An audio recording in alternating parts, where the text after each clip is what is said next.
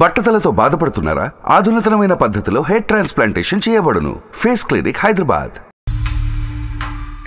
వచ్చి మా ఇంట్లోనే కూర్చోవటం, మా ఆవిడతో మాట్లాడితే ఆమెతో కూడా నవ్వుతాం. ఇలాంటివన్నీ చేసింది నన్ను దగ్గర చేసింది ఎవరు సార్? అయితే బెడ్రూమ్ లోకి తెచ్చేస్తావా నువ్వు? మనిషివా లేకపోతే రోడ్లో తిరిగే కుక్కవా? నువ్వేం మాట్లాడుతున్నా అర్థమవుతుందా? అసలు తీసుకొచ్చింది ఇంత దూరం తీసుకొచ్చిన విషయం నువ్వు మాట్లాడకు. నువ్వు ఇంత పెద్ద తప్పు చేసి కూడా నా దగ్గర నీ వీడియో స్ట్రాంగ్ ఎవిడెన్స్ నా దగ్గర. ఎక్కడి నుంచి ఎక్కడి వరకు చీరలు కట్టుకొచ్చి ఎలా నన్ను టెంప్ట్ చేస్తుంది ప్రతి ఒక్క మొగడు, నాకే కాదు ఎవరికైనా సరే, ముసలాడికైనా సరే అనిపిస్తుంది. నన్ను తీసుకెళ్లాలనిపించింది అంతే. నువ్వు చేసావు చూడు, స్పై కెమెరా పెట్టి. అసలు మొగాడికి అసలు నీకు హ్యాట్స్ ఆఫ్ స్వప్న, నాకు అర్థం కావట్లేదు. నీలాంటి నీలాంటి ప్రేమలు నాకు అసలు వద్దు కూడా వద్దు. ప్రైవేట్ కెమెరా పెట్టడం తప్ప, వేరే ఆడదాంతో పడుకోవటం తప్ప. మరి మీ ఆవిడ ఉన్నప్పుడే చేయొచ్చు కదయ్యా. డాక్టర్ గారు మీరు కూడా నాది తప్పు అన్నారండి డాక్టర్ గారు. ఆమె ఏం చేసినా అసలు తప్పు లేదు. ఆడవాళ్ళని తీసుకొచ్చి ఇంట్లో బెడ్రూమ్ లో మొత్తం తిప్పొచ్చు, ఆడ వండినే కూరలా పెట్టి తినిపించచ్చు, ఇదంతా ఓకే. కానీ నేను చేసింది మాత్రం తప్పు. ఏమండి, పరిచయాలు వేరో సంబంధాలు వేరో అండి. అక్కడ ఆవిడ పరిచయం చేస్తే మీరు సంబంధం పెట్టుకున్నారు.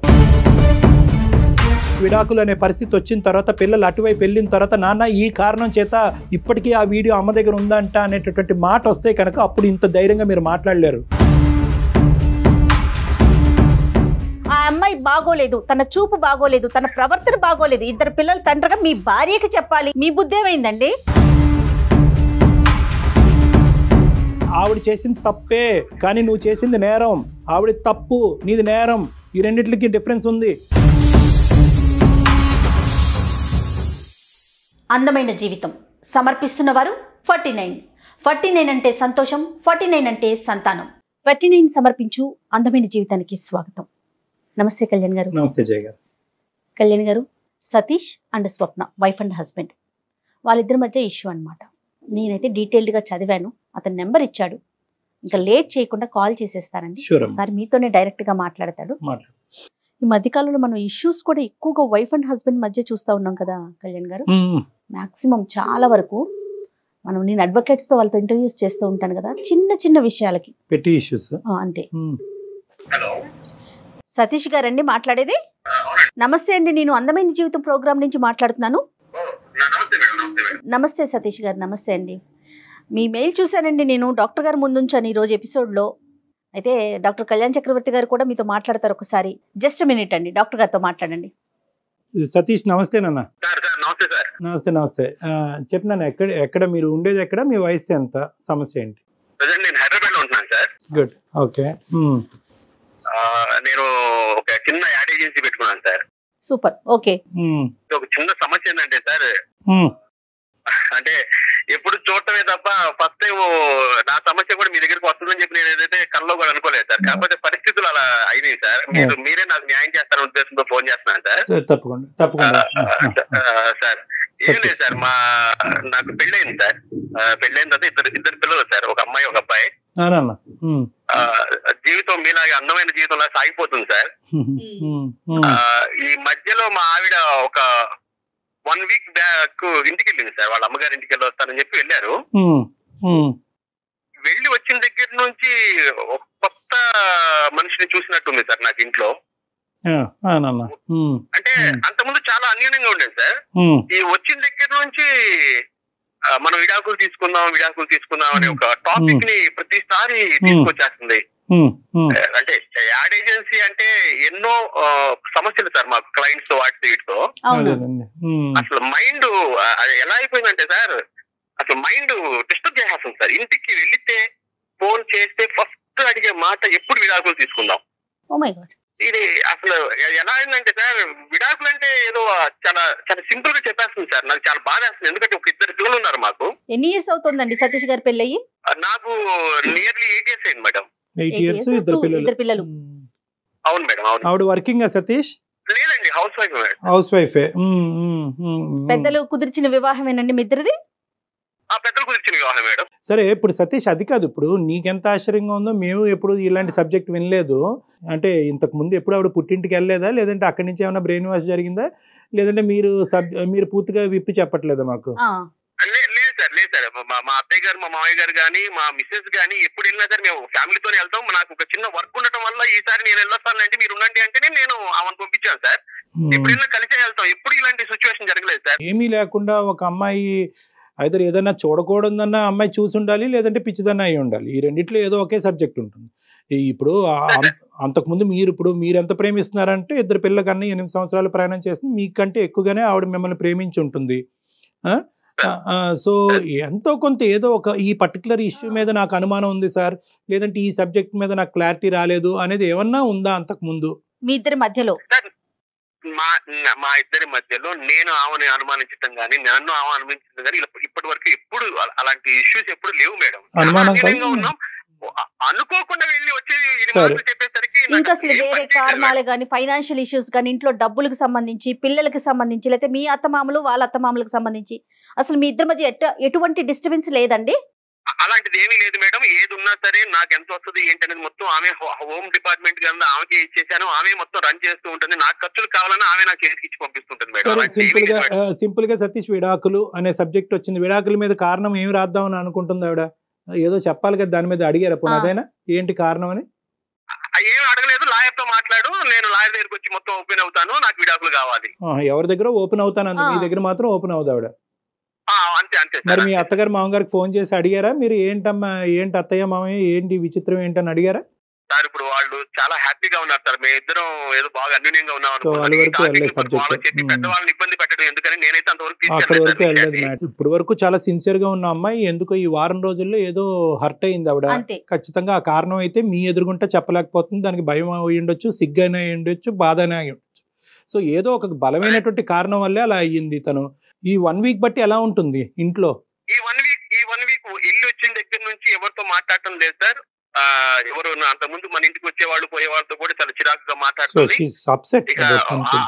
అవన్నీ తీసేస్తే నన్ను మాత్రం ఇక అసలు ఫోన్ చేసిన గంటకు ఒకసారి ఫోన్ చేసి ఏమైంది, లాయర్ దగ్గరికి వెళ్ళారా లేదా, ఏదో త్వరగా తేల్చండి, నేను ఉండలేకపోతున్నాను, ముళ్ళ మీద కంపల మీద కూర్చున్నట్టుంది నాకంటే. నేను అంతేం తప్పు చేశానమ్మా, నువ్వు ఎందుకు అలా మాట్లాడుతున్నావు అని చెప్పి నేను ఎంత బతికినా సరే నా వల్ల కావట్లేదు సార్. అందుకే మీరు ఏదైనా సలహా ఇస్తారు. ఇంకా అర్థమైపోయింది లేదు సతీష్, మీ దగ్గర అయితే కనుక ఆవిడ మ్యాటర్ ఓపెన్ చేసే ఉద్దేశం ఆవిడకి లేదు. She wants an other platform. ఆ ప్లాట్ఫామ్ బహుశా మనం అయి ఉండొచ్చు అని నాకు అనిపిస్తుంది. ఒకసారి మరి మాట్లాడొచ్చా సతీష్ ఆవిడతో? మనం నేను కాన్ఫరెన్స్ కలపమంటారా మేడం? కలుపుదురు కానీ కలిపే ముందు ఒకసారి ఆవిడతో చెప్పండి, ఎందుకంటే ఇది సమస్య కాకూడదు కదా. అదే మేడం, అదే మేడం. కాన్ఫరెన్స్ కలిపిన తర్వాత నేను మాట్లాడి నేను మీకు కాన్ఫరెన్స్. ష్యూర్ అండి, ష్యూర్. మేము లైన్ లో ఉంటాం. ఏంటి కళ్యాణ్ గారు, అంటే బలమైన కారణం లేకుండా విడాకుల దాకా ఎందుకు ఆలోచిస్తారండి? కారణం అయితే ఉండుంటది మేడం. ఓన్లీ థింగ్ ఏంటంటే ఆ కారణం ఓపెన్ అవ్వలేకపోతున్నాడు అంటారా? భయం వల్ల అయి ఉండొచ్చు, బాధ వల్ల అయి ఉండొచ్చు, సిగ్గుపడటం వల్ల అయి ఉండొచ్చు. అమ్మాయి ఆబ్వియస్లీ భర్త అంటే భయం అయి ఉండొచ్చు, చెప్పుకోవటానికి బాధ అయి ఉండొచ్చు, చెప్పుకోవటానికి తలెత్తుకోలేనటువంటి సమస్య అయి ఉండొచ్చు.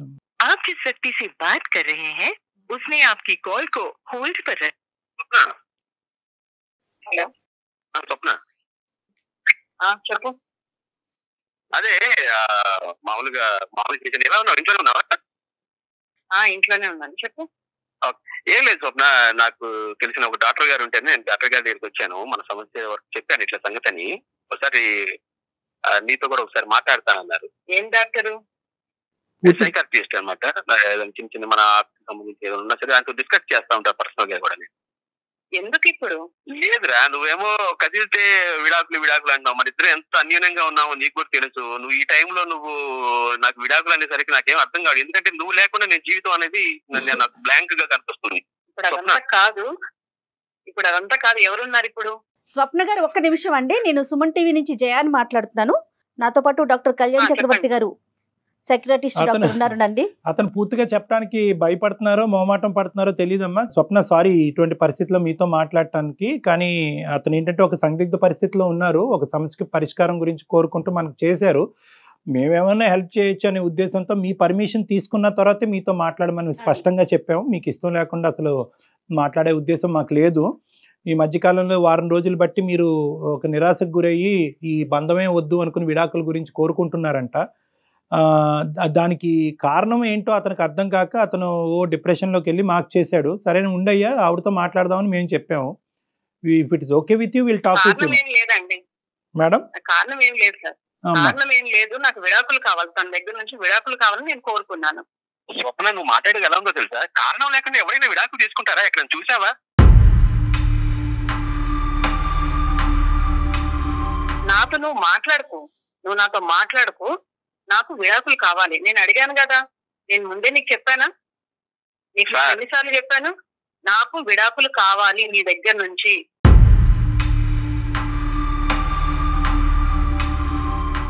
సార్ డాక్టర్ గారు. సార్ చెప్పండి. సతీష్, విడాకులు చాక్లెట్లు లాగా విడాకులు విడాకులు. ఒక్క నిమిషం నాయన, తమ్ముడు ఒక్క నిమిషం టైం. ఆవిడని మాట్లాడిని అయ్యా, ఆవిడని మాట్లాడిని. ఆవిడ స్వప్న దేనికన్నా ఒక కారణం ఉంటది కదమ్మా. ఇంత పెద్ద నిర్ణయం తీసుకుని 2 పిల్లలు కన్నా తర్వాత ఇంత పెద్ద నిర్ణయం తీసుకోవడానికి ఒక కారణం అయితే ఉండాలి కదమ్మా. బలమైన కారణమే ఉండుంటుంది స్వప్న, చెప్పండి మీరు. అంటే నేను అవన్నీ ఇప్పుడు చెప్పలేనండి.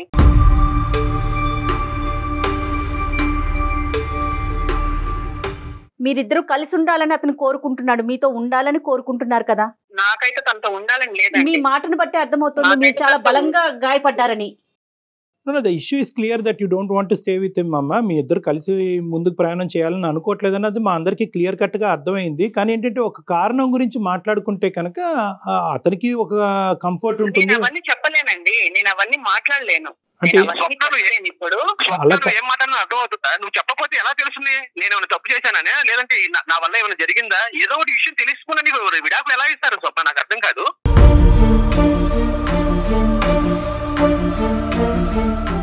అక్కడ డాక్టర్ గారు ఉన్నారు, మనకంటే పెద్దవాళ్ళు. నేను ఏదో నువ్వు సమస్యను కొరకు చెప్తే కనుక వాళ్ళు ఏదో ఒకటి మన సొల్యూషన్ ఇస్తారని నేను ఇక్కడ వరకు తీసుకొస్తే నువ్వు నేను చెప్పనంటే చెప్పకపోతే ఏంటి? అట్లా కాదు ముద్ర మీరేసేసుకుంటున్నారు ముందే. అట్లా కాదు సతీష్, అట్లా కాదు. అలాగే ఉంది సార్. ఇప్పుడు ఎవరైనా సరే ఏమనుకుంటారు సార్? ఉన్నట్టుండి పెళ్ళం విడాకులు ఇచ్చి వెళ్ళిపోతుందంటే ఏమనుకుంటారు సార్? ఇప్పుడు మీరైనా సరే అదే అనుకుంటారు, ఏం చేశాడో వీడు అని చెప్పి.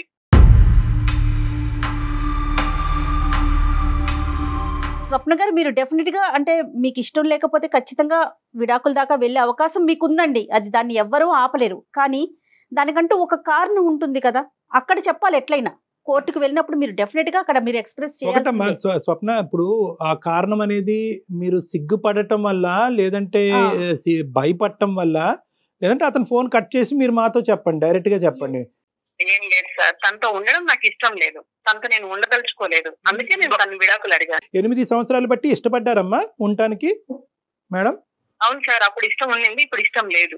ఈ వారం రోజుల్లో ఏంటి కష్టం? నా బాధ నేను చెప్పుకోలేను. నేను తనతో నాకు అసలు ఉండడం గానీ తనతో మాట్లాడడం గానీ నాకు అసలు ఇష్టం లేదు.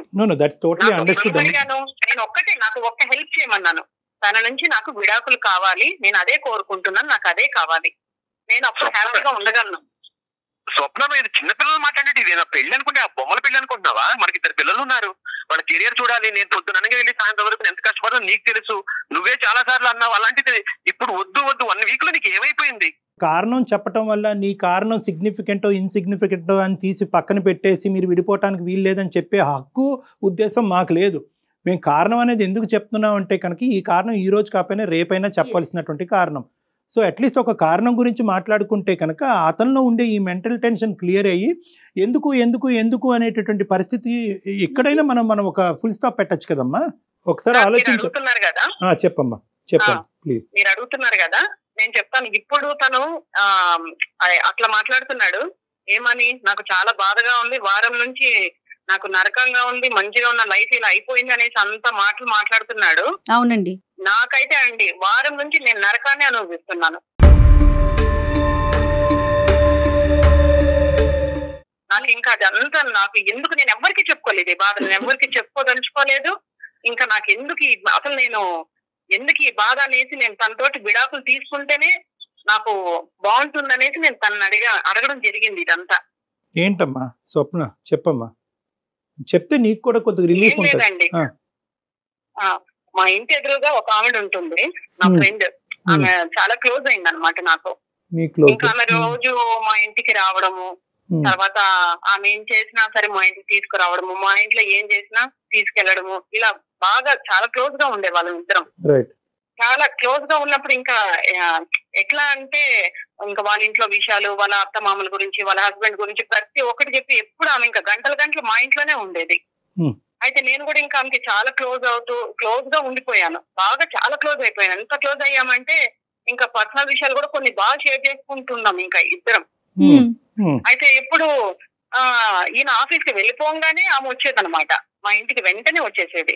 అలాంటిది ఒక రోజు ఈయన ఆఫీస్ కి వెళ్ళక ముందే ఒక రోజు వచ్చింది. ఏంటబ్బా అప్పుడే వచ్చేసింది ఈయన ఆఫీస్ కూడా వెళ్ళలేదా, సరేలే అనేసి అనుకొని ఇంకా మాట్లాడుకుంటుంటే ఈయన ఆఫీస్ కి వెళ్తూ నాకు వెళ్ళొస్తానని చెప్పి పక్క నుండి ఆవిడకి కూడా వెళ్ళొస్తానని చెప్పాడు.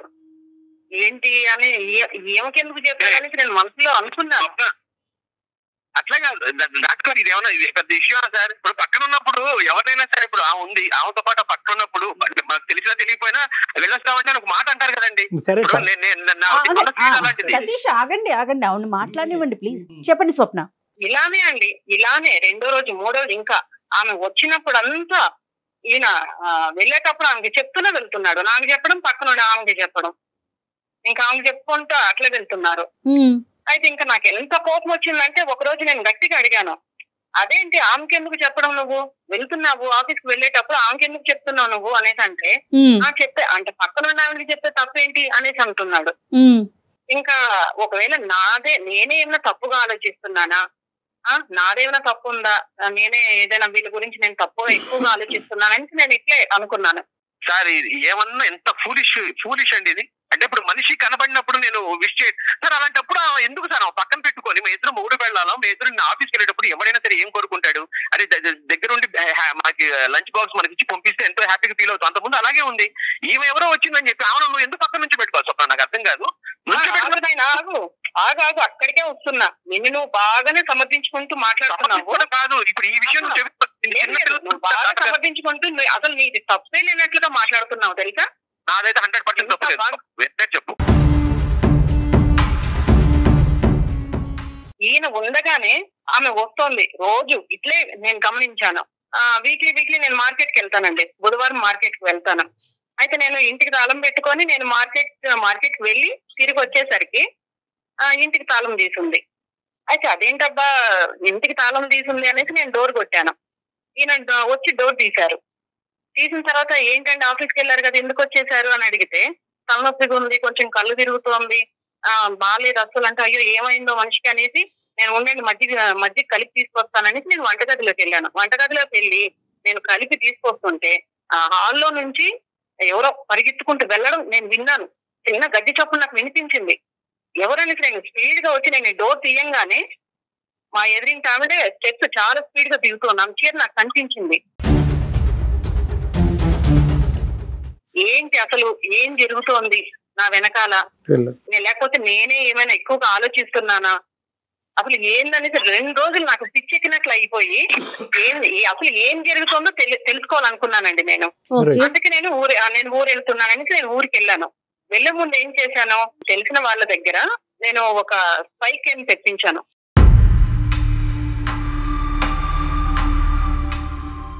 తెప్పించి అది మా బెడ్రూమ్ లోనే ఒక టెడ్డీ బియర్ లో ఇట్లా ఫిక్స్ చేసుకోవాలి మేడం అనేసి నాకు వివరించారు వాళ్ళు నాకు. సరే అదంతా నేను సెటప్ అంతా పెట్టేసుకొని నేను వెళ్ళిపోయాను. నేను తెలుసుకోవాలి కదా సార్, ఒకవేళ నేనేమైనా అపోహ పడుతున్నానా, వీళ్ళని అనవసరంగా నేనేమైనా వీళ్ళ మీద డౌట్లు పడుతున్నాననేసి నేను ఆలోచించి నేను పిచ్చిదాన్ని అయిపోతున్నాను. ఊరు వెళ్ళిపోయిన తర్వాత 1 వీక్ ఉన్నాను. పిల్లల్ని కూడా నేను తీసుకెళ్లిపోయి 1 వీక్ ఉండి నేను తిరిగి వచ్చాను. అయితే పిల్లల్ని నేను స్కూల్కి పంపించేసి ఈయన వెళ్ళిపోయిన తర్వాత నేను చూశానండి. నిజంగా అండి మీరు నమ్మరు సార్, అసలు నేను ఎందుకు బ్రతుకున్నానా అనిపించింది. నా గుండెలు పగిలిపోయినాయి సార్. అసలు నేను కంప్లీట్ గా కూడా చూడలేదు. అసలు ఒక 2 నిమిషాలు చూశాను. దాన్ని చూసి తట్టుకోలేక వారం నుంచి సార్ నేను కనీసం మంచినీళ్ళు కూడా ముట్టుకోకుండా తిండి తినకుండా ఏడుస్తున్నాను. చనిపోదాం అనుకున్నాను. అంత భయంకరమైన విషయాలు చూశాను సార్ దాంట్లో. ఆమెతోటి ఈయన ఉండడం నేను చూశాను. ఈయన మళ్ళీ ఇప్పుడు బుకాయిస్తున్నాడు. ఏంటి ఏం జరిగింది, ఊరికి వెళ్ళొచ్చావు, నన్ను విడాకులు అడుగుతున్నావు అని నన్ను బుకాయిస్తున్నాడు, అడుగుతున్నాడు. ఈయన ఎలాంటి తప్పు చేశాడంటే, నేనున్నాను కదా సార్, నేనున్నాను, పెళ్ళాన్ని ఉన్నాను, పిల్లలు ఉన్నారు. మాతో మేము ఇంత ప్రేమగా ఉంటాము, మాతో అసలు ఆయనకి ఈ మమ్మల్ని పెట్టించుకొని అలాంటి తప్పుడు పనులు ఎలా చేయాలనిపించింది సార్? అసలు మనిషివా లేకపోతే రోడ్లో తిరిగే కుక్కవా? కుక్క అలాంటి పనులు చేసేది, నీతి తక్కువ పనులు చేసేది కుక్క చేస్తుంది అట్లా. ఏం బాబు సతీష్, కారణం చాలా ఇస్తున్నావు నువ్వు, అది తప్పే లేదనేసి మాట్లాడుతున్నావు నువ్వు. డాక్టర్ గారు అసలు నా ప్రైవసీ సార్, నాకు ఒక విషయం తెలియక అడుగుతాను. తీసుకొచ్చింది ఎక్కడో ఉన్నాడని నా లైఫ్ లోకి తీసుకొచ్చి ఇంట్లోకి 24 hours లేచిన దగ్గర నుంచి తెల్లారితే వచ్చి మా ఇంట్లోనే కూర్చోవటం, మా ఇంటితో మాట్లాడితే ఆమెతో కూడా నవ్వుతాం, ఇలాంటివన్నీ చేసింది నన్ను దగ్గర చేసింది ఎవరు సార్? అయితే బెడ్రూమ్ లోకి తెచ్చేస్తాను. వస్తుంది సార్, 1 week వెళ్ళిపోయింది సార్. 1 week వెళ్ళిపోయినప్పుడు నా దగ్గర అయింది సార్. నేనేం చేయమంటారు? అంటే మాట చెప్పడానికి నీకు సిగ్గుగా అనిపించట్లేదు అసలు? నువ్వేం మాట్లాడుతున్నా అర్థమవుతుందా? అసలు తీసుకొచ్చింది, ఇంత దూరం తీసుకొచ్చిన విషయం నువ్వు ఒక ఫ్యామిలీలో ఉండేటప్పుడు అసలు తీసుకొచ్చి మన కుటుంబంలో తీసుకొచ్చి నువ్వు ఎందుకు ఉంచావు? అదే నేను గుమ్మంలో తీసుకొచ్చాను, నువ్వు బెడ్రూమ్ లో తీసుకెళ్ళావు. నేను నీ నుంచి బయటకు వెళ్ళిపోతున్నాను అంతే కదా. మాట్లాడకు, నువ్వు కంప్లీట్ చేసి మళ్ళీ బుకాయిస్తున్నావు. నువ్వు నేను బుకాయించట్లేదు, నేను చేసినట్టు నాకు 100% నాకేం తప్పు అనిపించట్లేదు. ఎందుకంటావేమో ఆమె ఏ ఉద్దేశంతో ఇంటికి వస్తుందనేది నాకు తెలుస్తుంది, కానీ నీకెందుకు తెలియదు? సతీష్ ఒక్కసారండి, ఒక్క నిమిషం మేడం ఒక్క నిమిషం అండి. ఇప్పుడు వరకు ఏంటంటే మేము ప్రేమించుకున్నాము, మేము ఇంత ఇదిగా ఉన్నాం అంత ఇదిగా ఉన్నాం, ఒక్క కారణం చెప్తే కనుక నా భార్యను వదిలి అయిపోయింది అంత గాలికి కలిసిపోయిందా? ఇప్పుడు ఒక స్పై కెమెరా ఇప్పుడు కూడా చెబుతున్నాను, నా పెళ్ళం అంటే నాకు ఇష్టం సార్. నేను దాని మాత్రం వదిలిపెట్టే పరిస్థితి లేదు. దాని మాత్రం నేను 100% మీకు కూడా చెబుతున్నాను. మేడం నేను ఒకటే నేను చెప్తున్నాను మేడం, మీరు ఇప్పుడు ఏమో చెప్పేదాన్ని బట్టి ఎప్పుడైనా సరే మేడం, సమాజంలో మగవాడికి ఉన్న కంటే కూడా ఆడవాళ్ళకి ఎక్కువ అవకాశాలు ఉన్నాయి. వాళ్ళు చెప్పింది నమ్ముతారు. నాకు స్పై క్యాంప్ పెట్టి పెట్టింది మేడం, రేపు ఇంకొకటి అనుమానం ఇంకేదైనా చేస్తారు వీళ్ళు. మీరు నాకు అర్థం కాదు. ఆ పాయింట్ ఎందుకు మాట్లాడరు? నువ్వు మాట్లాడకు. నువ్వు ఇంత పెద్ద తప్పు చేసి కూడా నా దగ్గర నీ వీడియో స్ట్రాంగ్ ఎవిడెన్స్ ఉంది. నా దగ్గర స్ట్రాంగ్ ఎవిడెన్స్ ఉంది. తప్పు చేయడానికి నీది స్ట్రాంగ్ ఎవిడెన్స్ ఉంది. అయినప్పటికీ కూడా నువ్వు ఇలా బుకాయించి ఎంత దబాయించి మాట్లాడుతున్నావంటే తప్పు చేసింది నీకు తెలీదా? ఎక్కడి నుంచి ఎక్కడి వరకు చీరలు కట్టుకొచ్చి ఎలా నన్ను టెంప్ట్ చేస్తుంది. ప్రతి ఒక్క మొగడు నాకే కాదు, ఎవరికైనా సరే, ముసలాడికైనా సరే అనిపిస్తుంది. నన్ను తీసుకెళ్లాలనిపించింది అంతే.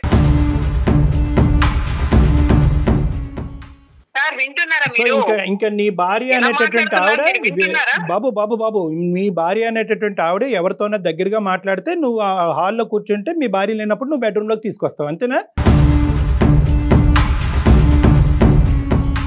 చాలా తప్పు చేయించాలి, నన్ను పట్టించాలి, నలుగురిలో నన్ను షేమ్ చేయాలనే ఉద్దేశం ఆమెకు లేకపోతే ఈ స్పై కెమెరాలు ఇవన్నీ ఏంటి సార్? నాకు అర్థం కాదు. అది పెట్టాను కాబట్టి నీ బతుకు బయటపడింది.